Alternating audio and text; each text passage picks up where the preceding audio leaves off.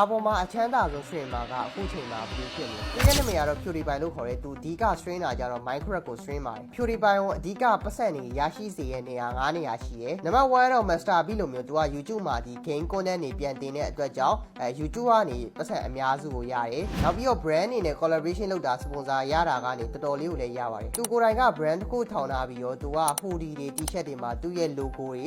သူ့ရဲ့နာမည်တွေနဲ့ထုတ်ထားပါတယ်။ပြောရရင်သူကပတ်စံရစေမဲ့အလုပ်တွေအကုန်လုပ်တယ်ဒီစာအုပ်တွေထုတ်တာမျိုးနောက်ပြီးတော့ဒီလိုမျိုး game capture ကတ်တွေဒီ gear တွေအများကြီးကိုသူရောင်းပါတယ်ပြောရရင် PewDiePie ကစီးပွားရေးကိုတော်တော်လေးကိုလုပ်တတ်တယ်ပေါ့နော်သူအဓိကအောင်မြင်ရတဲ့အကြောင်းရင်းကတော့ဒီ content တွေကိုနေတိုင်းပုံမှန်တင်တယ်